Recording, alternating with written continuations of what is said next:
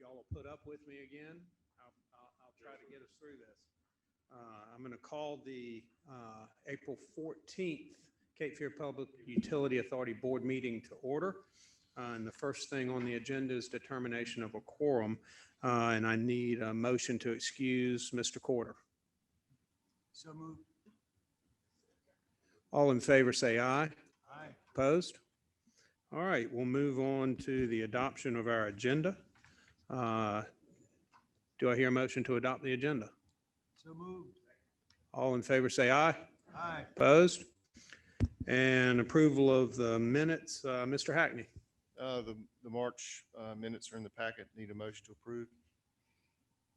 So moved. All in favor say aye. Aye. Opposed?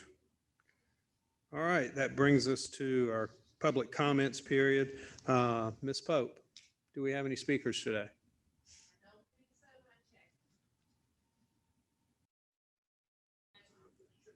Okay, thank you. And I'll ask Mr. Fleckner for a speaker update from our last meeting. Thank you. We had, first speaker was Dr. Brown from the hospital, who spoke about the value and importance of water to a community and public health. A customer spoke about delinquent account issues related to his rental properties, and staff continued to work with that customer to make sure that his bills were calculated properly.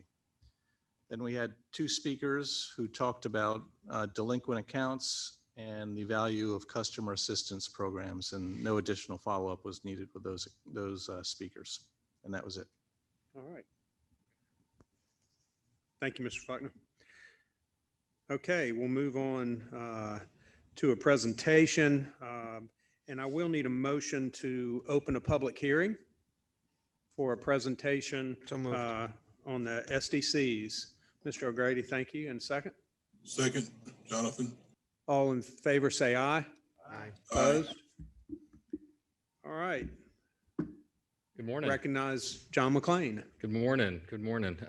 So I just wanted to make a few comments before the public hearing. So this is the public hearing on the system development charges, or the SDCs. The SDC calculation was presented a couple months back, and it's also included in the packet for your review. Just briefly, the SDC is really that fee that's part of our growth pays for growth policy. We generally like to have new development pay for itself to the extent that we can't.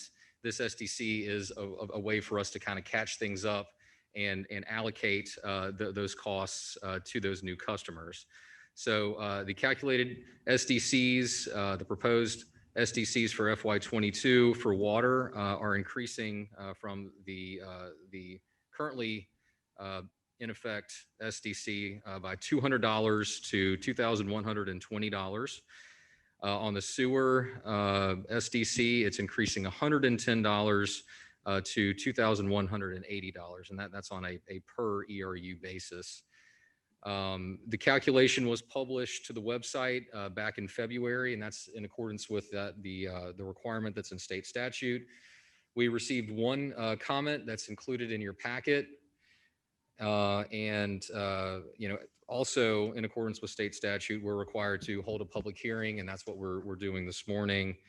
And I'll be happy to answer any questions. And this is the time when any speakers could come and give their comments on the SDC proposed for FY22.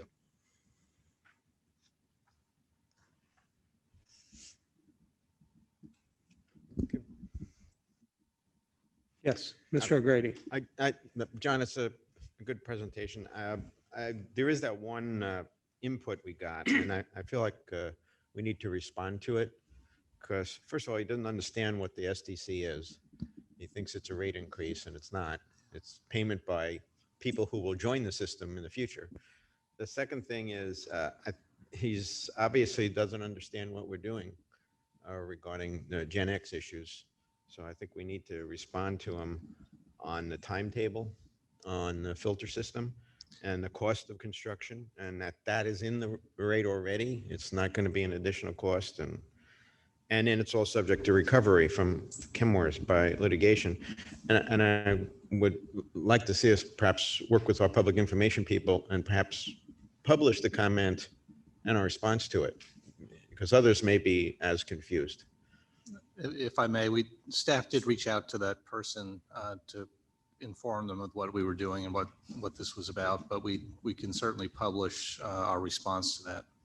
I just think it's a good chance for us to state the case again, so people continue to understand where we are. There's a lot of new people that have joined us since this all started. Now you ought to know. Thank you. Okay, any more questions? All right, John, thank you. Thank you. And do I have a motion to close our public hearing? Second. All in favor, say aye. Aye. Aye. Those opposed?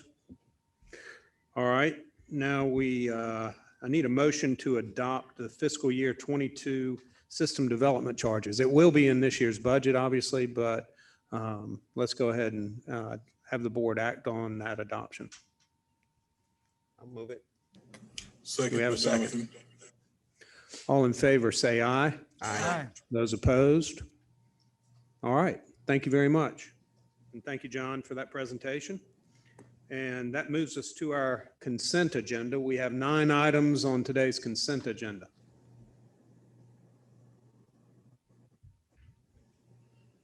I will entertain a motion to adopt the consent agenda.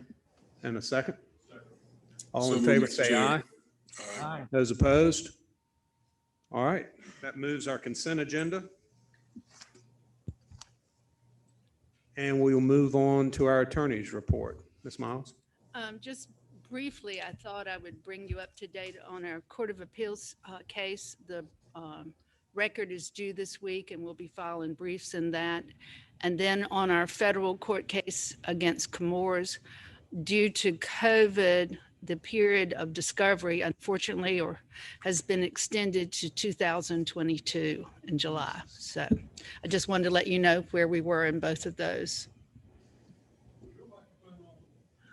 I've got it turned on, but it doesn't sound like it is on. I mean, I've got it pushed up as far as I can push it, Mr. Rivenbart.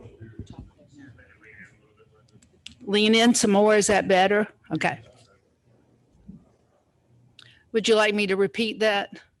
Our Court of Appeals case versus DEQ, when we asked to intervene in the lawsuit and it was denied. The record is due at the Court of Appeals this week and it will be filed, and then we'll be filing briefs. In CFPUA versus Chemours and DuPont, the federal court case, discovery has been continued until 2022, July, due to COVID.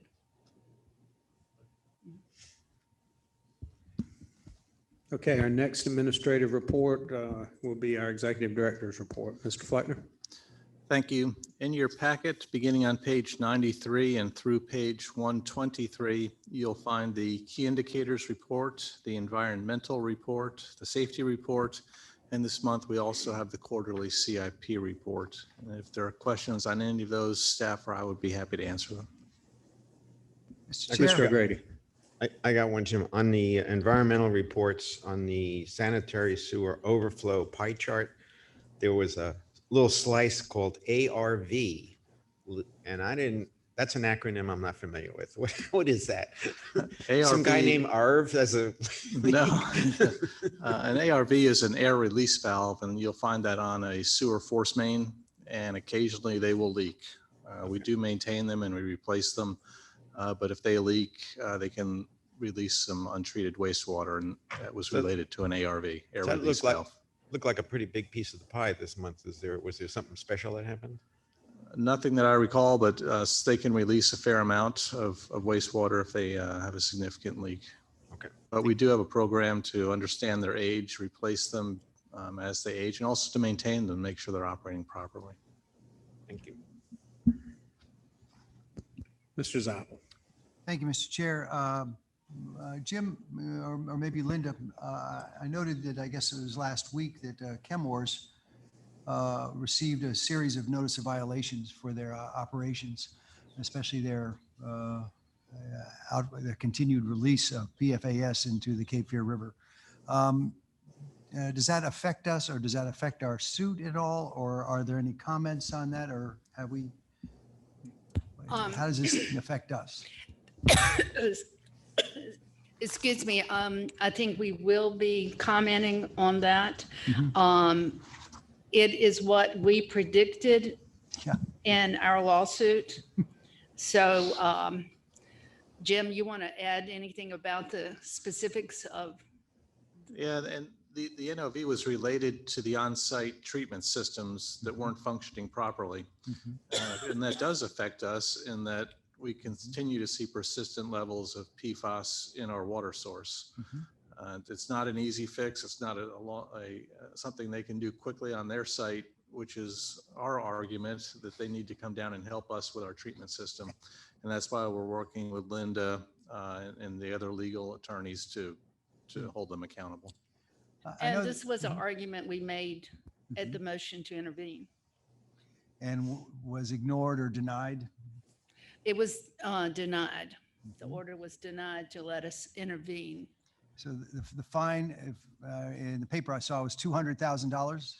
Is that Yes, correct? sir, it was around $200,000. And I know they had a deadline to put those treatment boxes, or essentially vaults, in there. Have we seen any kind of an effect, a positive effect on the PFAS levels that we're seeing down here in our raw water?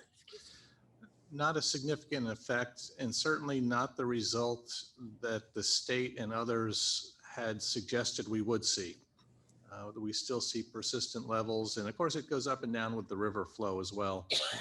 But we do see a continued trend of PFAS levels in our water that's above the levels that the state had previously said people surrounding the plant at Chemours would not have to consume. So it's a complex issue, and there's not an easy answer for it, but it's going to take several solutions, including our treatment. So to kind of summarize there, though, Jim, and I appreciate that careful answer, the assurances we are given with the consent order have not come to fruition. No, not in my opinion. That's correct, in my opinion, and our environmental lawyer's opinion. So we continue to see the levels, the previous levels of PFAS coming down into our raw water, despite what we said would happen, now a year ago, or certainly 6 months ago. And they put the equipment in and the system in, it has not worked, and we're continuing to see that with no abatement of those levels. And it's also important to note that they've stopped discharge of their processed water. So what we're seeing is either coming from above the Chemours site in the river, and that volume or that concentration is easily documented. Most of it is coming from groundwater and other sources around the plant itself, just related to the legacy of the work on the site, not from their processed water. Is there any way we can make note of this in our suit by an amendment? Or, I mean, this is outrageous. Linda? Unfortunately, and we won't be able to discuss things that happen after the hearing at the Court of Appeals level. This is something that we will continue to discuss with the state again. And at some point, we may have to decide to look at filing another motion in the original hearing. And we're thinking about that at this time. I would hope so, because it seems like the only result of this, of the inaction that's happened, is that they push us back in the court system by what, another year, or certainly 6 months. Yes, sir. Thank you, Mr. Chair. Mr. Can O'Grady. can I just jump in there? Linda, you say we can't bring this up in the appeal? That's the appeal of our intervening in the suit? I think that when you look at whether or not an appeal can overturn a judge's decision, you have to look at what was before the judge Sure. during that hearing. Sure. I think directly or indirectly, it may come up and then the other side may object to it. But But Um, nevertheless, the judge will hear it, or the panel will hear it. it depends, to be honest with you. It depends on how everything is handled under the rules of evidence and the rules of appellate court. You can only consider what the judge had. Well, before him at my the only thought is time. that we raised the issue, I'm sure Kim was opposed it, saying that, you know, that we shouldn't be allowed to look at future, because this isn't going to be any according to them. But maybe we should go into closed session to Okay. discuss Good legal idea. techniques further, if you would like, at the end of the meeting. Okay, any more questions?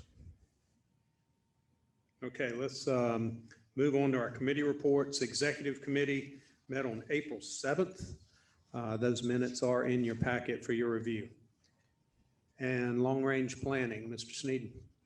Yes, the minutes of our March 25th, 2021 meeting are in the packet. We have a couple of items to bring before the board. One is a quick presentation on the Find It, Fix It gravity sanitary sewer rehabilitation. And since this is such an important part of what we do, and it's certainly not very glamorous and not brought to everybody's attention, we thought it might be good just to have a brief update. So Carl, you have that presentation?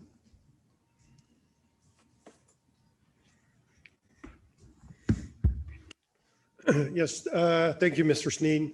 Our Find It, Fix It gravity sewer program, we have a brief presentation on that. We had intended a few months ago to have a field trip to observe with anybody that was interested the actual sewer lining on the large diameter sewer line along Bird Mill Creek.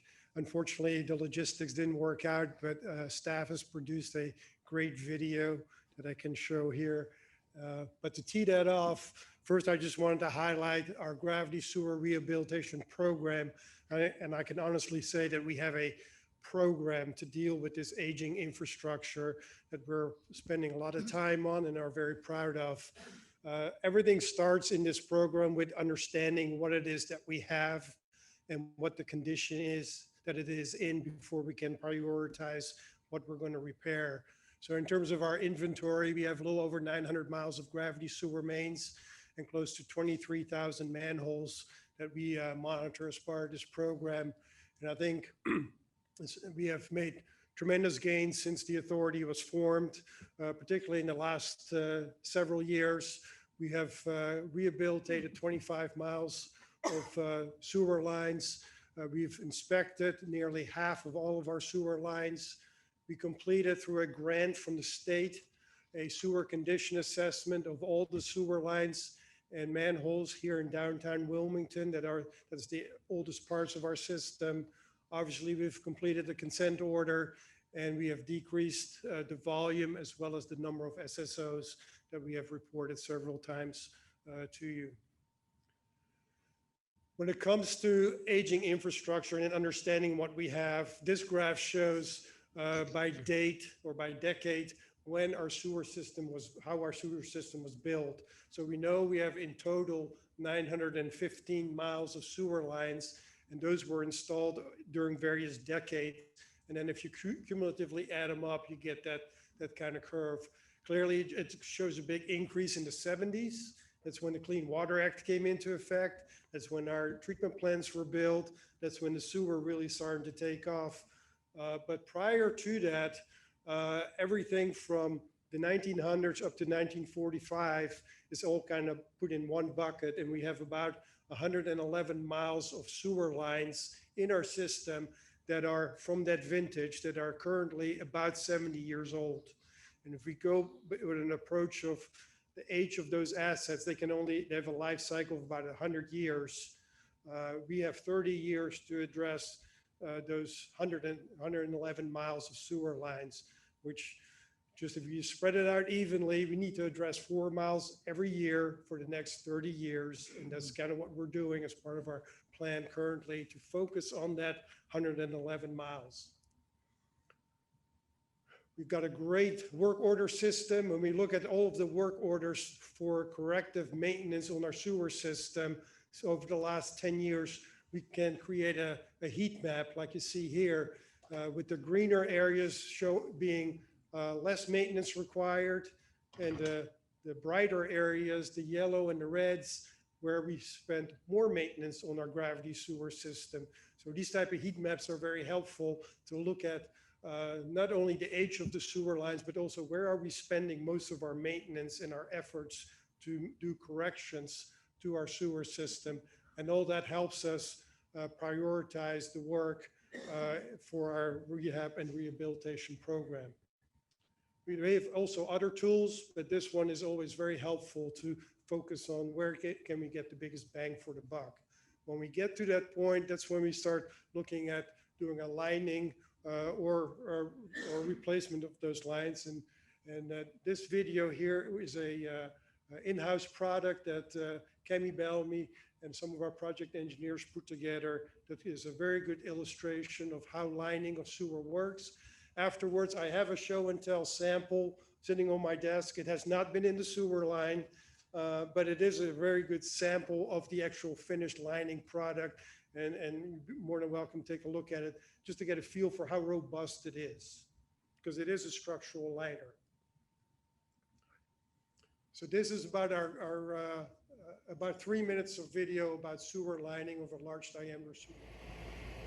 CFPUA is lining sewer mains near Burnt Mill Creek as part of its grant-funded Find It, Fix It Gravity Sewer Under Main Roads rehabilitation project. This phase will line approximately 3,000 feet of 36-inch gravity sewer main between Princess Place Drive and Shirley Road. To reach the 13 manholes in this portion of the project, contractors received permission to use a city-owned path beside the creek with a driveway on Shirley Road. To prepare the mains for lining and cleaning, crews clear them of wastewater using a Vactor truck.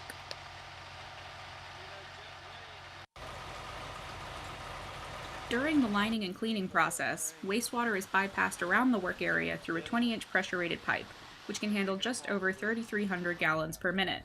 The pipe reconnects to the existing gravity sewer to move wastewater on to the north side plant.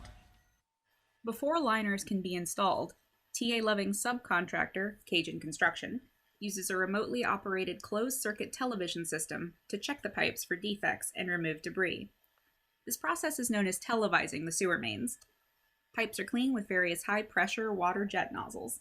These devices remove debris and tuberculation, or rust that builds up over many years, from the walls of the ductile iron sewer mains, leaving them clean and ready to be lined. Crews work on one section of pipe between 2 manholes at a time.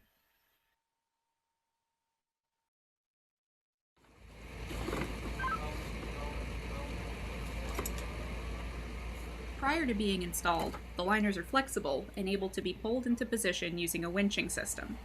When exposed to UV light, the resin inside the liners will harden and seal them to the inside of the sewer main, creating a fully structural pipe.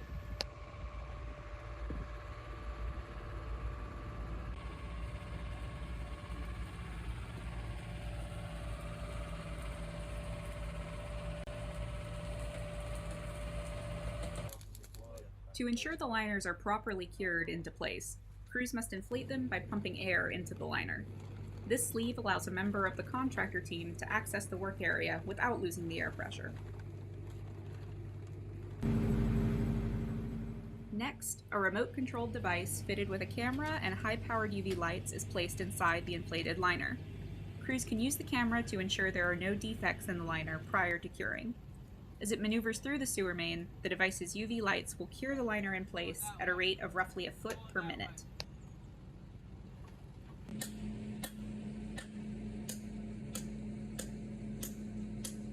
The liner on the left of this clip has been cured, while the liner on the right remains uncured and flexible.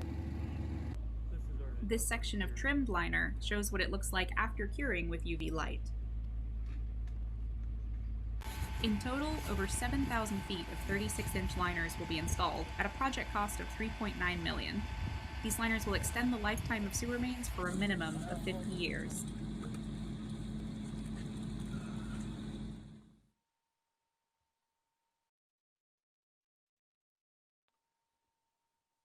Any questions about a process that's maybe not so glamorous, but it is very beneficial?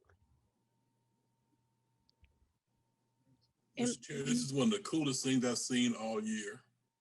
It's true. Pretty remarkable. Carl, what is that material? It may have said in the beginning, but what is the liner actually made out of? It's a combination of a polyester type material and then a resin that is kind of impregnated into that. And then through the UV light process, that resin actually cures and it forms a very strong, liner, but it is a synthetic material. They have them both for water and sewer. The sewer is a little bit more advanced than water, but they do have them for water lines where they are approved for using potable water, and it's a very similar process. No, you can do it for gravity as well as for pressure lines. And the technology has advanced tremendously over the last few years, where we can get down now, there's technology, we do sewer line rehab all the way down to 6-inch diameter pipes. So those robots that you see going into the pipe, this was a 36-inch diameter pipe. They make those robots small enough to all the way go down to 6-inch. Carl, what do we do about repairs? If there's a rip or a tear, do we have the ability to go in and make repairs or what? If we actually have to go in and repair, we would typically dig down onto it and just cut out that section of pipe and put in a new section of pipe and then seal it at both ends. The beauty of this technology is that it's obviously a lot less disruptive to the traveling public. We don't have to dig up all these old streets, and it's very cost competitive, actually a little bit better than laying new lines, and certainly less disruptive.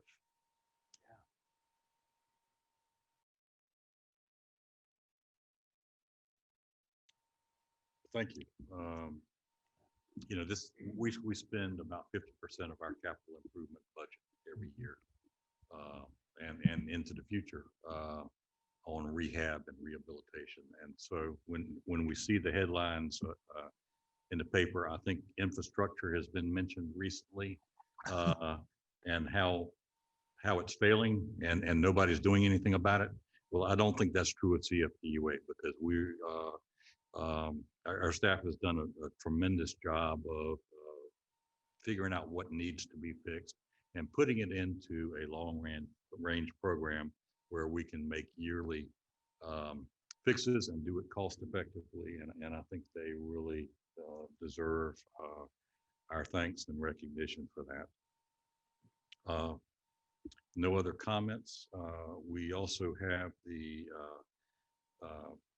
fiscal year 2022 and the 10-year capital improvements program up for adoption. I think we've had some presentations on that, and I don't believe, Carl, that you have a presentation for today. I do not. We did have the workshop presentation at this meeting last month. We brought the draft CIP back to the Long Range Planning Committee meeting a few weeks ago, discussed it with the committee, and the recommendation was to for the board to adopt the recommended FY22 and 10-year CIP plan. We made one slight change to it. It decreased the cost. Items 2 and 3 on your consent agenda was to fund a project with $400,000 in this year's CIP. And we basically advanced it a few months to stay ahead of some development activities. So we took that money out of the future CIP, put it into this year's CIP. That reduced the recommended amount from 27.9 million to 27.5 million. But that was the only change. Everything else in the CIP as we discussed last month, was at the same funding levels that was approved last year. Thank you. And the Long Range Planning Committee presents this for your approval, and I will make a recommendation. I'll make the motion to approve the capital improvement program. We have a motion and a second. Question, Mr. Zappel? Thank you, Mr. Chair. This is an issue I brought up at the Finance Committee, I believe it was, that I know it's too late to put it into the long range of the 10-year CIP now, but I think this board should seriously consider finding the money in the next version of the 10-year CIP, which we'll pick up again, I assume, next year. Money to include an additional pump or remodeling out at Kings Bluff, so that we, Cape Fear Public Utility Authority has the ability to fully pump the water we need to make our full allocation or to receive our full allocation from the Cape Fear River. Currently, we have the capability of pumping 10, 11 million gallons a day. Jim, do I have that right? Yeah, we're limited by our pipe capacity, the one that we own, to about 10 million gallons per day. Right. So, but we have our full allocation is 23 million gallons, is that right? That's what we are contracted for with Lower Cape Fear. Excuse me, but our full allocation is much higher, which we don't need at this point, which is why we're partnering with Brunswick County to build that second raw water line so that we can begin getting that water from Kings Bluff to us. And this pipe that's under construction will get it to a storage tank that is about halfway. And from there are fewer customers drawing water, and that Brunswick County isn't drawing water. There's a booster pump there. So there are a lot of things in our favor that will help ensure that we have a reliable source of raw water for quite a few years to come. I guess my concern is I just want to make sure that this organization has the ability to pull out our allocation on our own without relying on other organizations. And I'm talking about in the future. This is not something I'm pushing for next year or even the next year out, but looking out with the growth that we're seeing in Southeast North Carolina, certainly Brunswick, Pender, and in New Hanover County, I think it would only be prudent to make sure that we have the ability on our own to get the allocation that we receive from the state or to reach our maximum allocation. And if we can certainly have those discussions, and certainly an important topic for our community. Thank you, Jim. That's all I'm asking for. Thank you, Mr. Chair. All right, we do have a motion from Long Range Planning for a 10-year capital improvement plan to adopt that. We do have a second. All those in favor say aye. Aye. Opposed? All right. That item, we move that item. All right. Larry, thank you for your report. And we'll move on to Finance Committee. Ms. Adams? Okay, the minutes from the April 7th Finance Committee meeting are in your packet. And Mr. McLean will do our monthly financial update.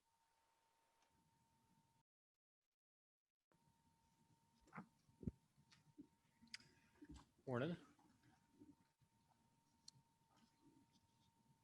Okay, so just to look at our summary statement of revenues and expenditures through the end of February, you can see that our total fund balance is right under $64 million. That's ahead of our or above our $50 million target. You can see the total change in fund balance and how that's comprised, both the operating side and the capital side here. Capital side, again, I know that that's a large negative number, but that's just a reflection of the expenditure of bond proceeds that we received in the prior year, and also of capital reserve funds, so revenues that were collected in prior years that were earmarked for capital projects.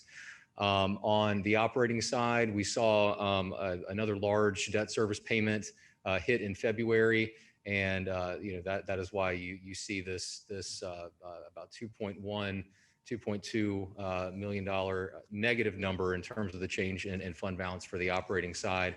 But that should fully correct by the end of the year.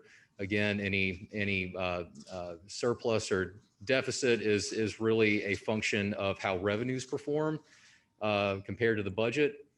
And this is kind of a look at that. And you can see this is as of March 31st, so 3 quarters through the year, and our revenues compared to the budget is right there. And actually, this would be even closer. There was a budget amendment to recognize some additional funds for the settlement proceeds from the liquid alum settlement. That budget adjustment is not reflected in these numbers. So that would make this number go up. And so that means that this number would actually go down a little bit, the actuals compared to the budget. And so it would be even closer if that were included. It would be right around 75%. So right in line with where we are, in terms of the progress through the year. We did make some efforts to really try to, get out the crystal ball and make sure that we weren't, turning in too much money, have too much of a surplus. I think, the view there is that's money that translates into rates not having to go up. So we've really tried to be as close as possible. And obviously our goal in terms of the budget is to break even every year, right? And so from a revenue standpoint, at least, we are right there. Just a little more granular look in terms of our water and wastewater volume and fixed charges. Again, right there, some slight underages in terms of the fixed charges. And that's just because, those ERUs are just slightly below. So this is year to date, about $26,000 under budget, where we projected to be. Very, very close. On the wastewater side, about $97,000. Again, very, very, very close. In terms of the volume, despite those ERUs being below, where we expected them to be, just slightly, the usage per ERU on both the water and the wastewater side is above where we projected it to be in the budget. And that's why you see these positive variances here on the water and wastewater side, or on the water and wastewater volume charges. So I did want to make just a comment. I know that the board has asked, about cash flow issues, potentially from the suspension of shutoffs and just the general economic conditions, and that the customers might not have the wherewithal to pay their water and sewer bills like they normally would. We have seen those receivable balances go up. Year over year, it's about between $2.5 and $3 million. That is reflected in that key indicator, that days billed charges outstanding, and you can see that there's a steady increase over the past year. Now we're at about the levels for that metric that we were about 3 or 4 years ago. So it's not causing any real cash flow issues. We're not having to make draws from any of our investments or anything like that. And it's translating into us on average receiving about $700 less per day. So from a cash flow standpoint, it's not really having a negative impact. And I did want to make a comment on that. And I'll be happy to answer any questions.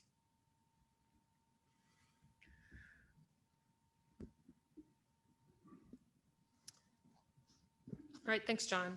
The Finance Committee also has 2 items to bring before the board. Carl's going to present these. We just thought it was important for the board to vote on these. The 2 items kind of go hand in hand together. One is a developer agreement for water. The other one is for the same project for sewer. So 2 years ago, we did a project, a preliminary engineering study with the county to look at how water and sewer lines could be extended along Sidbury Road. A developer has shown interest in extending some of these lines to a development that this developer is going to construct. The first item is the developer agreement for the water extension. It's about 13,000 feet of 16-inch water main along Sidbury Road to this developer's project. It will obviously bring quite a bit of capacity, more than what the developer needs, but the developer is willing to proceed and design and construct this infrastructure. The agreement it has a mechanism for how the developer can be reimbursed for their cost for the capacity that they are not using. That's a fairly standard way in our ordinance, where once the project is completed, we calculate a capacity fee, dollars per gallon per day, that other developers that ultimately connect to this over 20 years will have to pay. So this first developer, who's basically being the bank, is going to get their money back. So that's one mechanism. The second mechanism that's in this agreement is where the county has indicated that they could use funding through the ARP program, perhaps, to reimburse this developer for their cost upfront in a lump sum payment. So once the developer has built everything, it's about a $4 million project for both water and sewer. The county can, under this agreement, provide a lump sum payment to the developer. And what that will do is that will make those capacity fees go away, which will help further development, particularly with respect to workforce housing and things like that. So the first item was the water agreement, and I believe that does need approval by the board for the executive director to execute the agreement. And then the second one would be for the sewer. Mr. Chairman, this is Jonathan. I've got a couple comments, if you don't mind. You know, this conversation here goes to my question in our last meeting about the authority being forward thinking in planning for future growth. And, you know, admittedly so, this is one project that's indeed was some forward thinking, almost like the 421 corridor where the county fronted the money and its other dollars came in to extend water and sewer there, hoping that we could expand that industrial corridor.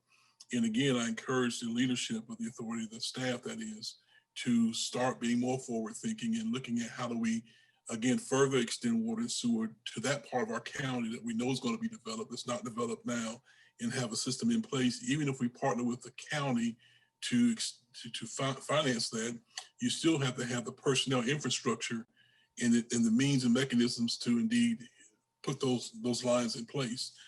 So again, we know that growth is going to take place. So to me, the prudent thing would be to be as proactive as possible, like we're doing now with this conversation here, in having the infrastructure there so that when the development happens, we're not behind the eight ball, so to speak. That makes sense, because I know last time we spoke, you indicated you weren't thinking in those ways, but I'm hoping that we will change that thought process. Thank you. I move the item. Do we have a second? Okay, Mr. O'Grady. Just a question, Carl. Essentially, we got a private developer that's going to develop what will ultimately become public infrastructure. So what role do we have in both reviewing the design and inspecting the construction to ensure that it's up to our standards?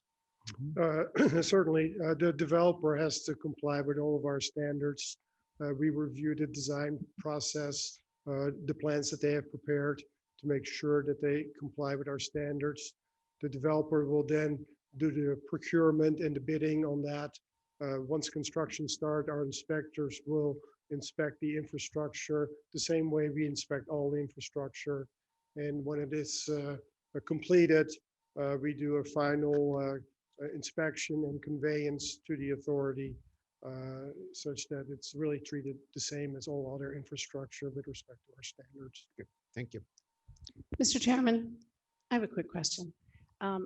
Really, this is the county's decision, and I respect that. And when I put on my efficiency glasses, this looks like a wise investment. But when I put on my fairness glasses, and I think about it from the perspective of all the county's taxpayers, we're taking basically 10% of the federal government subsidy, and we're passing it along to what looks like builders and developers. So I'd be interested, for the sake of our ratepayers and the public, if one of our commissioners could, like you're talking to a 12th grader, how do you explain this expenditure when there are so many other very significant needs in our community? And again, there are many things in your overall plan that I'd like to compliment you on. It's a wonderful plan. But I think it's important to our ratepayers that we explain this in this public forum. Mr. Chair, may I respond? Mr. Zhao. Thank you. Thank you, Dr. Cannon. Absolutely. First, I want to make it clear. Let me start with a question to Carl. Is that if the county jumps in with a contribution of $4 million plus from the ARP plan, it essentially means the CFPUA is out of the agreement. Am I correct financially? I know we have the oversight and everything. There would not be a financial stake for the authority.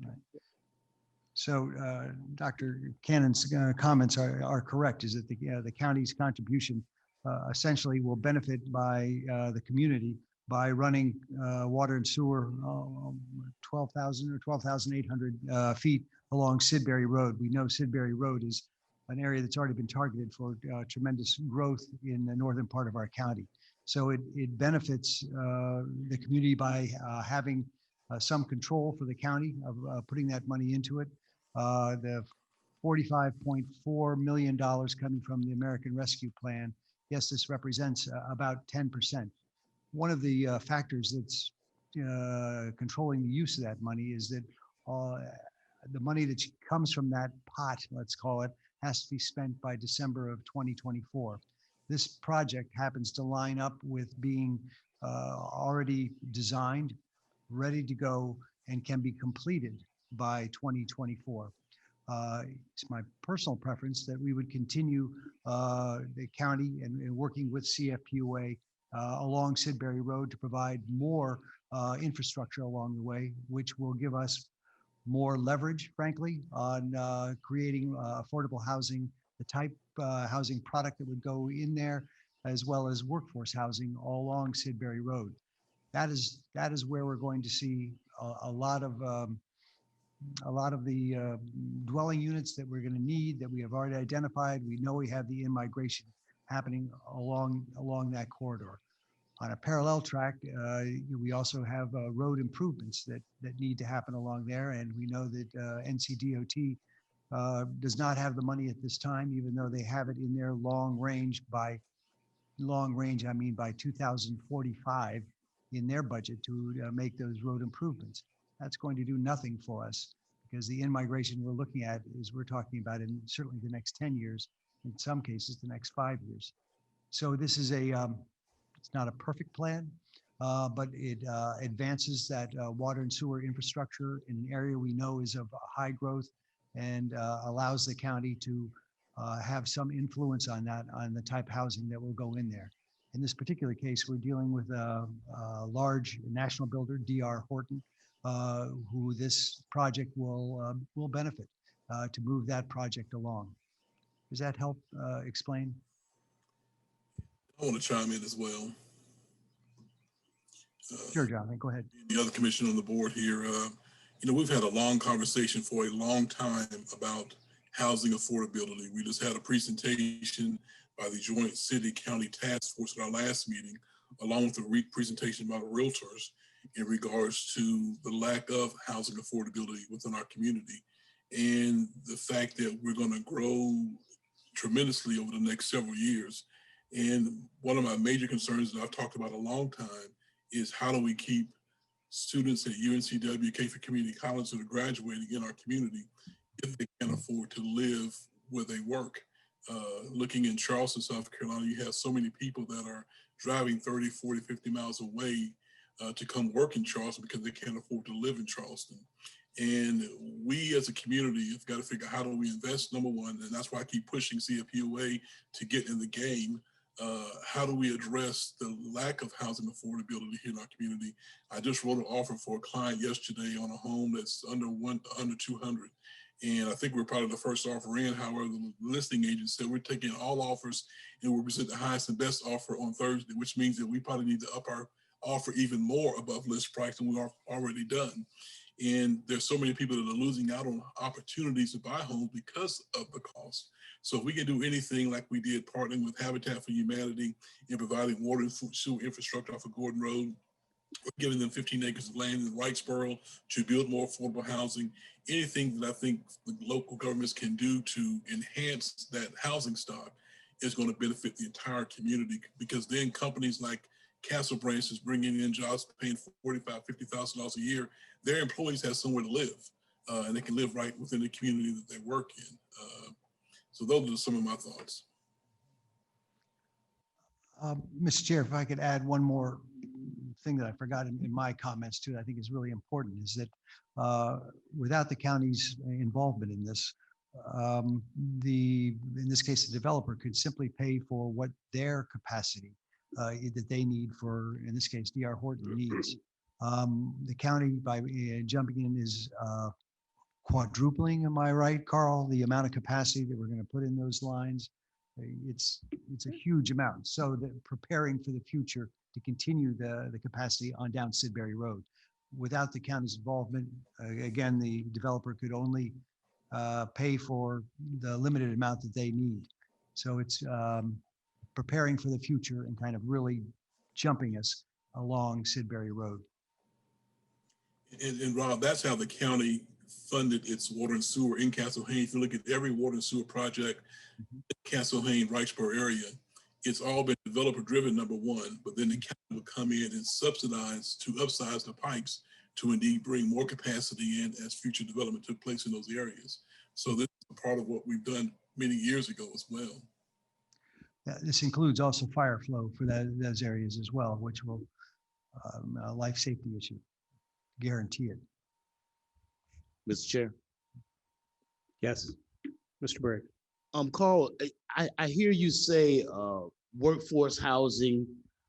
What income bracket are you, what income bracket does it mean to you when you say workforce housing? I hear Rob saying $40,000, $50,000 jobs from Castle Branch. What do you define as workforce housing? What tax, what income bracket? Mr. Briggs, I'd like to focus on water and sewer as my expertise. Okay. But certainly we appreciate the county's effort and contribution to this project to help, spur that along to, such that it wouldn't be those additional capacity fees that, obviously has a trickle down effect to the, affordability of homes. Okay. Mr. O'Grady. I asked my friends on the county commission for the link that I see missing here. Is an advance of public funds here to ensure that the sewer can be built up this road, which I accept as being an important development in the unincorporated area. What I'm missing is what's the link to make the affordable housing happen? Are you going to deny developers capacity if they don't put in a certain amount of affordable housing? Is that, so you're going to like control the connections? Because it sounds like it's going to be CFPUA's sewer lines and we'll just connect people.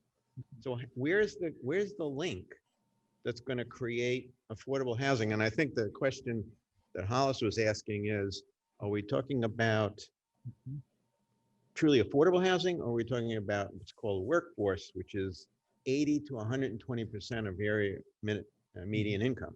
And that's really median cost housing. It's not the lower end housing that we see needed so much. So those are two questions. One, how are you going to control it to make sure you get that housing, and what's the level of housing you're going to have? Kevin, what I find is that the word workforce and affordable are interchangeable, and people they substituted workforce for affordable housing because of the stigma that affordable housing has, because most people understand what it is. And clearly folks in this room may not either. Affordable housing is housing that does not exceed 30% of your income. And that includes your cost of utilities as well. So it doesn't matter what price point you're looking at, whether it's $1 million home in Landfall or a home in the inner city of Wilmington.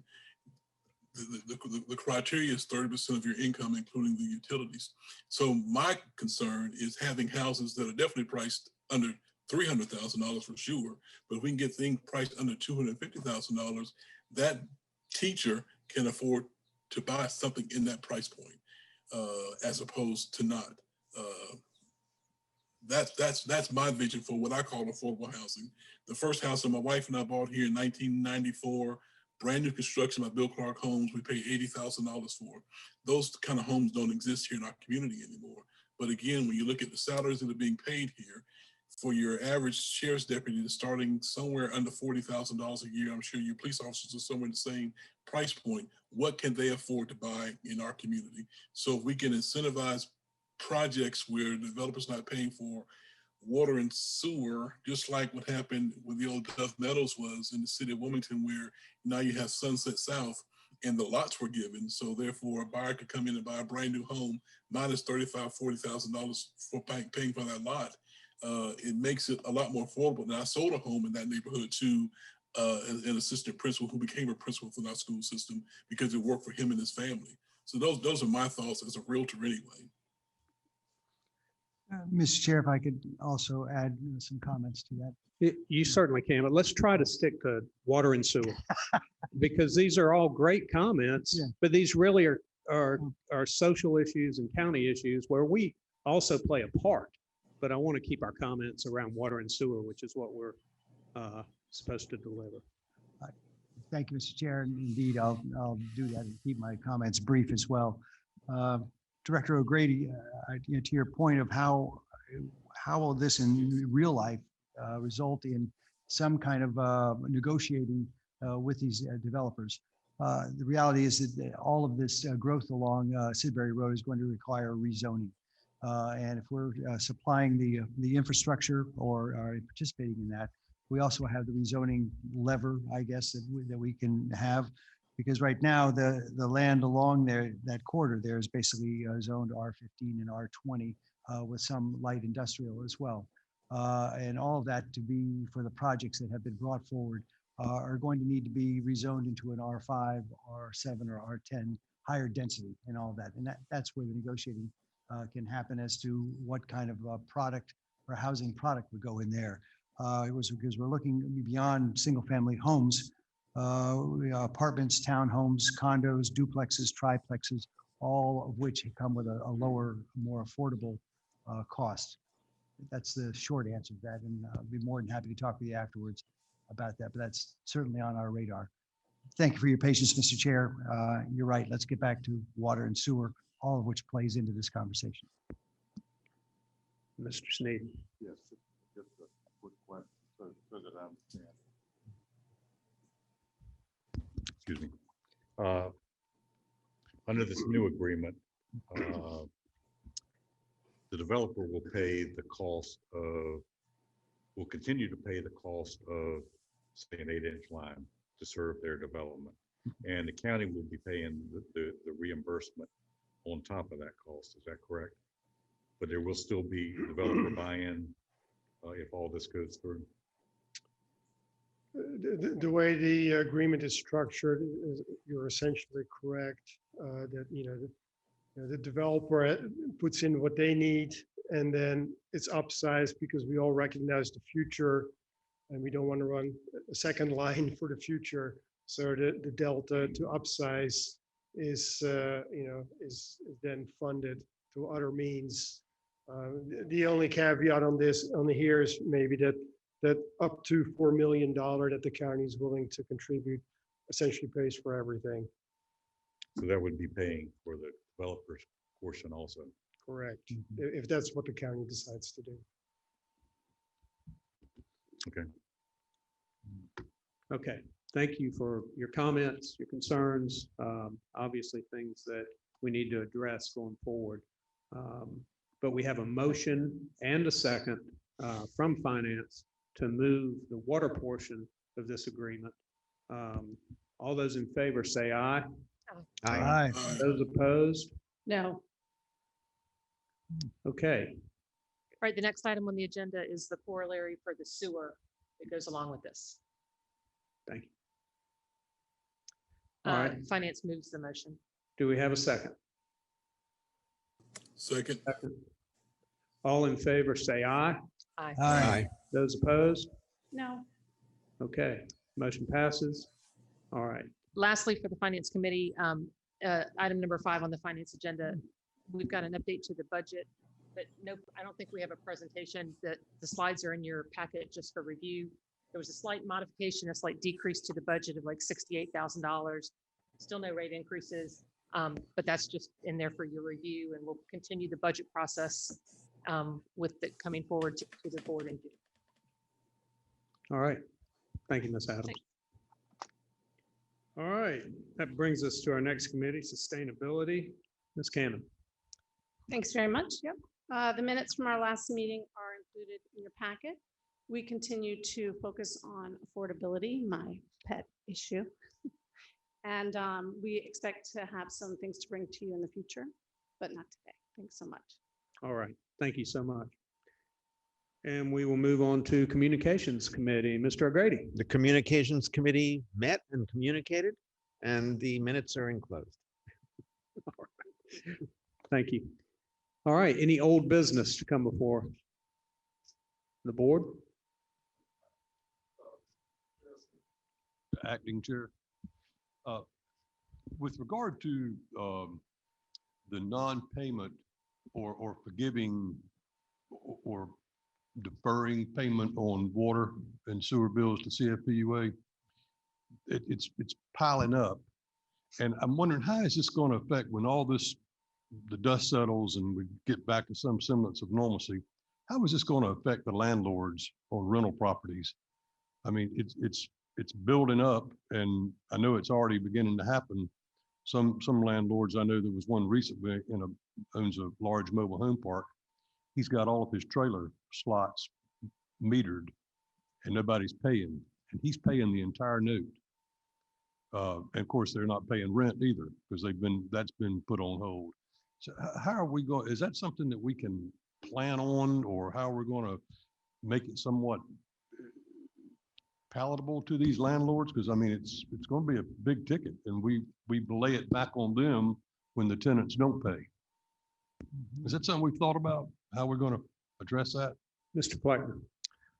Not specifically yet. I know there's some discussion at sustainability about the landlord-tenant relationship, and that's something that the organization tackled many years ago. And obviously, those issues come forward in circumstances that we're seeing now. But we don't have any immediate plans to intervene between landlord-tenant relationships. But we are planning at the end of the summer to begin disconnections again for delinquent accounts that aren't paying. And we have seen historically that there is a pretty quick response from customers. Obviously that would be paired with a lot of communication, a lot of opportunity for people to get on payment plans before and after a disconnection. So our hope is that as our economy locally and around the country improves and people are getting back to work, and we begin these approaches to getting payment, that we will see things improve and those numbers that Mr. McLean was talking about come down. But as far as the landlord-tenant relationship, we don't have immediate plans to intervene in that. Well, I don't mean intervene, but we're the ones that created that policy that caused that relationship between landlord and tenant. You know, we, at the end of the day, no matter what somebody signs, the landlord is on the hook for everything. And that everything is going to be a lot. Yes, it is. Yes, ma'am. That we did that, what, 5, 6, 7 years ago or longer? We just had a quick discussion on this, Christy. We follow the tenants to get collections. We don't follow the landlords if it was not in their name. Is that correct? I think we write off sometimes as much as $1 million a year in lost because of those too. So with the landlord, it depends on how the account is set up. If the landlord signed a the agreement to transfer responsibility for those charges, and the tenant set up service in their name, then they are responsible for the charges that are incurred at that location. If the tenant leaves and leaves that balance does not then revert back to the landlord.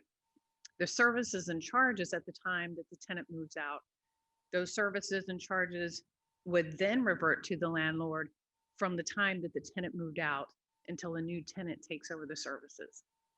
But they are not responsible, the landlord is not responsible for those charges as long as the tenant's name is on the account. There are situations where the landlord will keep services in their name for the entire time that the tenant is there. But in the event that the tenant is responsible and is the account holder, those charges remain with the tenant. Well, that's not the way I understood it when we did this all those years ago. If a tenant, because you had to have somebody come down to the CFPUA and sign a document. But at the end of the day, if the tenant leaves owing money, which some of them do, it fell back on the landlord. And all I'm trying to get at here is these are unusual times. The governor, everybody from the governor down to whatever has excused these people from paying rent and other utilities. And I understand that, but those days are coming to an end. And that big pile of arrearage is going to fall back on some landlords. Am I wrong in thinking that? If the account is in the tenant's name, then those charges remain with the tenant. So if the tenant moves, right, and then they have service in their name, we would transfer that debt to their new location.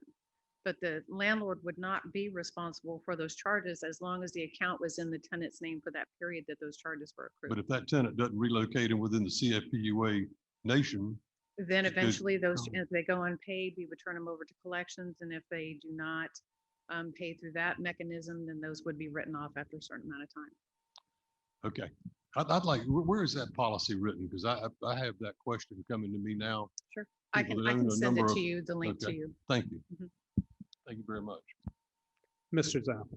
Mr. Chair, in response to Director Rivenbark's comments too, the part of that, again, that American Rescue Plan, the county is setting aside $3 million for housing assistance to help people with mortgages. Included in that pile of money, that $3 million, is assistance for just what you're talking about, non-payment of water and sewer. So if you have a situation where your mobile home park there, the landlord could apply to this fund for relief and for some help with that and some assistance. I think that'll be helpful, but I agree with your point of view. There's a kind of, we've kicked the can down the road away, and there's going to be a day of reckoning. And I'm afraid it's going to land a lot on landlords. So please pass that information on that I have there. Yeah. All right, any further old business? All right, I will entertain a motion to go into closed session to discuss, Ms. Miles.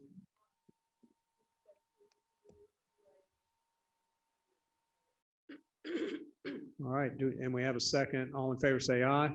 Aye. Those opposed? All right,